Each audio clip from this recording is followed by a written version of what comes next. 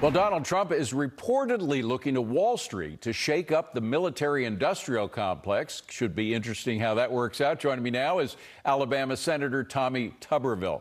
Senator, great to see you. Thanks so much for being here. Before we talk about whether Wall Street can work with the new administration to cut corners in the Pentagon, talk for a moment about how the Pentagon has become so stuck in their ways. The old revolving door between the generals who work at the Pentagon and then they go to work for the military contractors. I mean, we've been hearing that for decades, going way back to Eisenhower. Is it true, and is it time, or is it possible to break that up? Well, you're exactly right, David. And the American people want it to happen. We saw that a couple of weeks ago when President Trump was elected. It was a mandate to change business as usual. We're losing money right and left, David. There's so much fraud. There's so much theft. You know, the defense agency, if you include the intelligence, is $1 trillion business, and it is out of control. We're spending, you know, when you hear $500 for a hammer, a lot of that is not true. But even if it's 20% true, the American people are sick and tired of it, and they want accountability, and we don't have any accountability right now. Nobody pays the price for making a mistake or losing money or money going out the door that's going places it shouldn't go.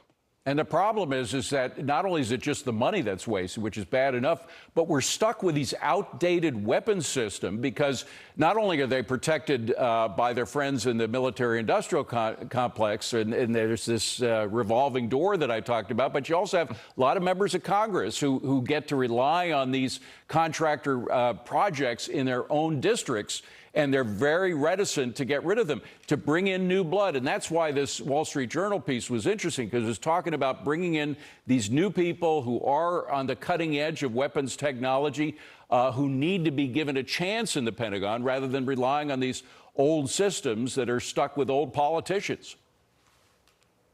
Well, you're exactly right. We need a COO. We need to shake it up. We need people in there that actually know a budget, know how to spend a budget, know how to be accountable for it. The American people deserve that. David, the problem we have coming up is space is the new frontier. And there's going to be trillions of dollars spent in the next 10, 15, 20 years on space, because it's probably going to be where the next war happens. And we have to have somebody in there that's accountable for that.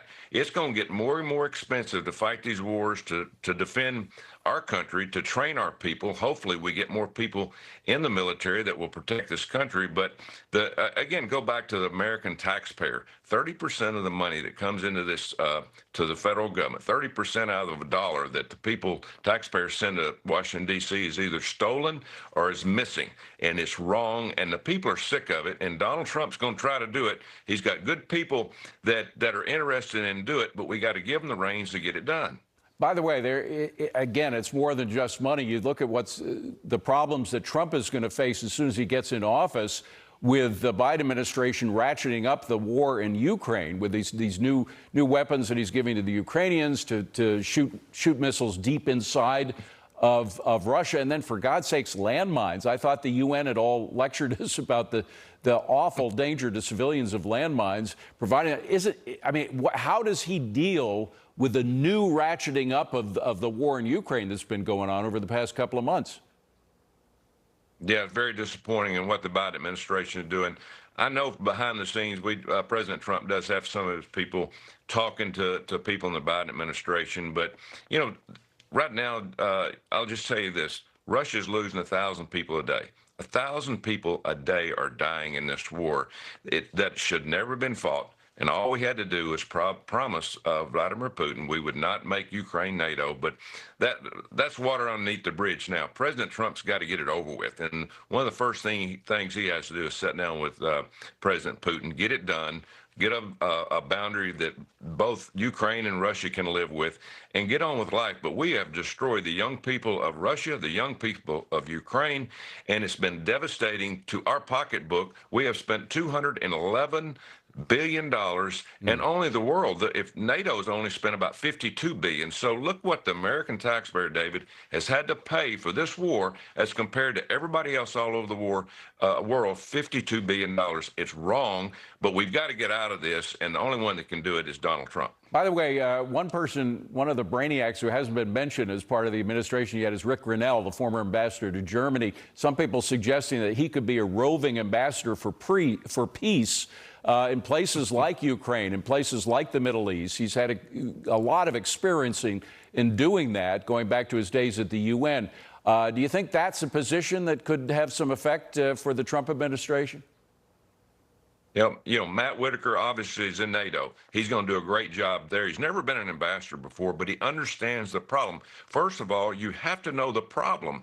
And Rick Grenell, Matt Whitaker, these guys have been with President Trump. They know how he deals and works out things behind the scenes, and they'll all work together. Rick Grenell would be perfect to go to, to work with President Trump, side by side. But I'm going to tell you, to get this done, to get it out of the way, David, Donald J. Trump is the only one who's going to be able to put the signature on the line between Ukraine and Russia to make this thing work and get us out of this devastating loss of life and loss of money for both Ukraine, United States, and for Russia. Then we have the intel agencies, and we got the Tulsi Gabbard picked to be the new DNI, the Director of National Intel.